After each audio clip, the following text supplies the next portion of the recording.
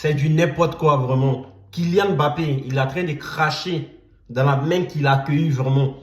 On sait tous, Kylian Mbappé, son arrivée au Real Madrid, comment il a été accueilli vraiment par les supporters. Et aujourd'hui, ceux qui l'ont accueilli vraiment, c'est eux qui sont devenus l'ennemi numéro 1 de Kylian Mbappé. Hier, on a vu pendant le match, quand il était sur le banc, où il devait rentrer dans le match, les supporters ont commencé à huer ou siffler Kylian Mbappé.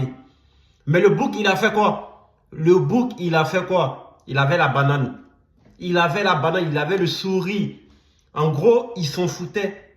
Ils s'en foutaient carrément de ce que les supporters, le sentiment des supporters comptait même pas pour lui.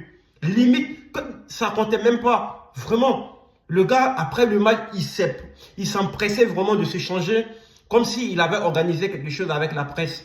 À la sortie, ils ont commencé à poser des questions. Et le gars, il s'est lâché, il était en roue libre. Il était en roue libre, vraiment. Il a fait des déclarations de malade. Même Cristiano Ronaldo, qui est la plus grande légende du Real, n'oserait même pas faire ça. Vraiment, il a montré vraiment que l'institution est là. Lui, il est comme ça. Vraiment, il a montré il est au-dessus de l'institution. Le Real, pour lui, il a la clé. Il a le Real dans sa poche. Vraiment, les déclarations qu'il fait, non. Je ne crois même pas. Je ne crois pas qu'un joueur puisse dire ça devant les médias. Tu dis à ton entraîneur que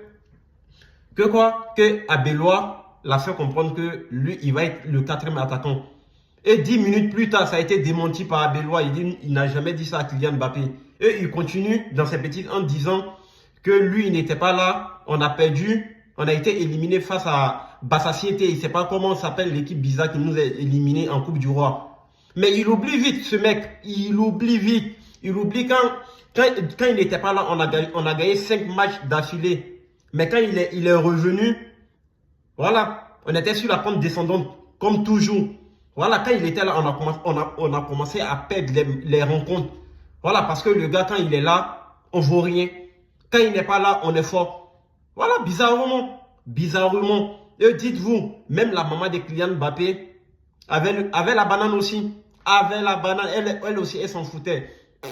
Limite, ça a dit, la famille Kylian Mbappé, eux, c'est l'ego là-bas. Ils ont un melon sur...